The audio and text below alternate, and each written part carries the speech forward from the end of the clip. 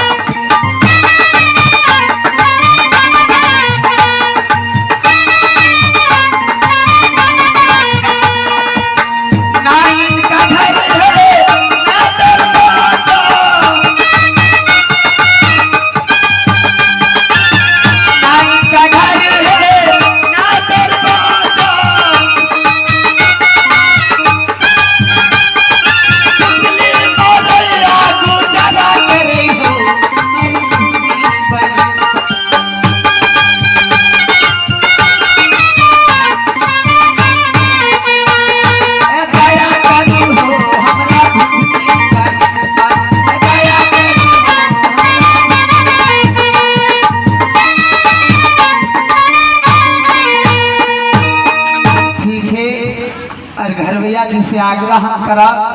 यदि एक पल्ला साड़ी है तो हमरा बहन के लिए अपने बहुत सकता हमरा बहन के लिए लेकर भेज दिए एक पल्ला साड़ी ये बुआ भैया ठीक है हम के कहबो जे चला हमरा संगे नहीं भैया देखा भैया ई तोरा द्वार पे वापस नहीं जाए लेकिन भैया तो हमरा बात की लगा तो भौजी की कुछ नहीं कहा जे भी कुछ के लग भौजी वो अपना ले के लग भैया लेकिन हमरा बात लगा तो नहीं कुछ कहा भौजी के बहिनी बहिनी नगे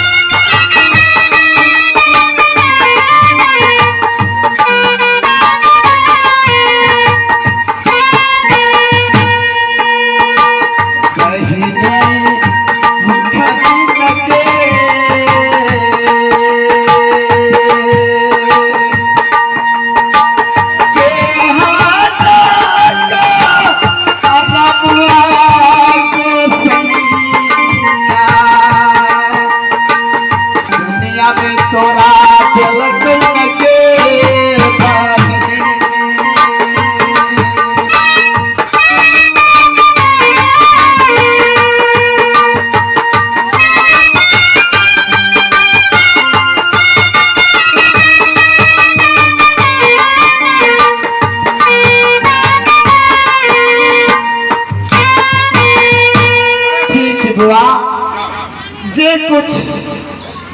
ठाम के लोग दिल को हा तय लगे तो जा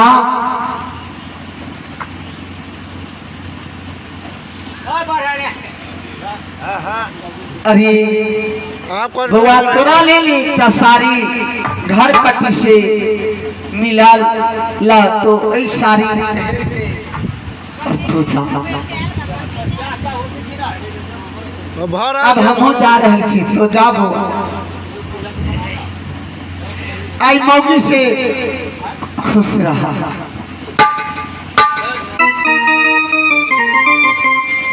आई मौगी से आई जेहने हमरा बहन का देख का खखरी सुखल के तेने ने हम बदला लो लेली तो हमार नाम भूखन नहीं भूखन नहीं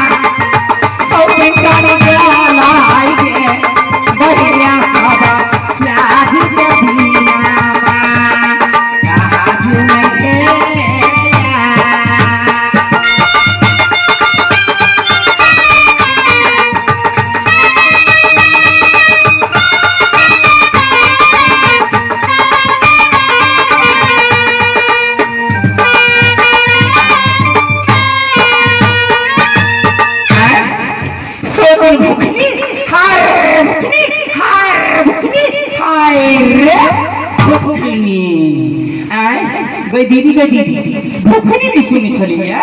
सब कथि कर चले भाई सा बाल बच्चे भैया का आ कुछ खाइयो ले आ कुछ धियो पता लग गेले हैं या सौ के देखा के पसार देलिए खाखेरी खाखेरी बढ़िया कैली वह ने कहली बढ़िया कैली नहीं खाखरी में साथ टना चार गेली होय ना सब दिन खा के गेली होय तो नहीं है आइए सब बात सब आइए एक बात होता है बउआ आइए मर्दावा गेली हमरा नीरा सखनी तोरी वाली की बात हो गेली है देखियो आगे कोई हवो करे हमरा नीरा ने हां हां दो छोटे छोटे हमर बहिन है वही तो वो घर आए होता